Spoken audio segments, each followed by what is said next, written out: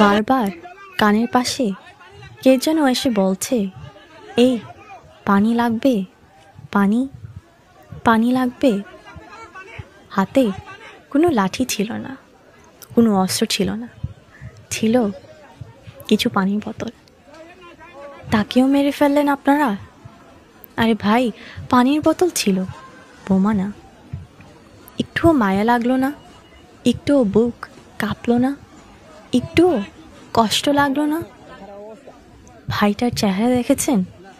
দেখতে কত সুন্দর, কত ভদ্র, মা বাবার কত আদরের সন্তান ছিল।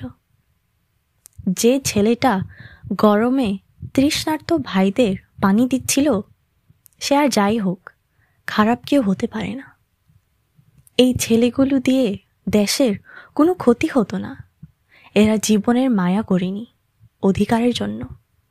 এরা চুরি করতে আসেনি, টেন্ডার ছিনিয়ে নিতে আসেনি, এরা ক্ষমতা নিতে আসেনি।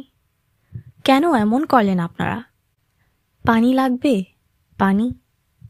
এই কথাটা ওই ভাইটার মুখে যতবার শুনেছি, মনে হয়েছে আমার আপন কেউ, আপন ভাই।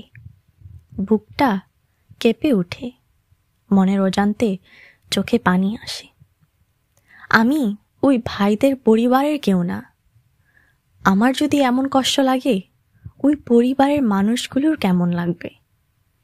একটা তরুণ ইউনিভার্সিটি স্টুডেন্ট সন্তানকে বিনা অপরাধে গুলি করে মারা, একটা পরিবারের কোনো সদস্য মৃত্যুর পূর্ব পর্যন্ত এই কষ্ট, এই যন্ত্রণা, এই স্মৃতি বুকে নিয়ে ঘুরবে। 3টা শব্দ, পানি লাগবে, পানি। 5-10 সেকেন্ডের একটা ভিডিও, পানি লাগবে, পানি। ওয়ার্ল্ডে সবার চোখে চোখে দাগ কেটেছে সব মানুষের মনে।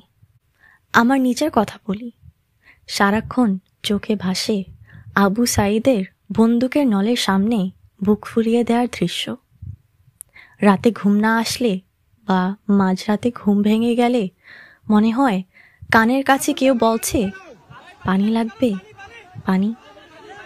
ভাবতে পারেন, একটা ছেলে জীবন দিয়ে যে পরিমাণ ভালোবাসা পাচ্ছে, দোয়া পাচ্ছে, কত মানুষ এদের জন্য নফল নামাজ পড়ছে, নফল রোজা রাখছে। আপনি, আমি, আমরা কল্পনাও করতে পারি না। আপনি কি মনে করেন না এমন অনেকেই বেঁচে আছে যাদের মৃত্যু কামনা করছে অনেকেই?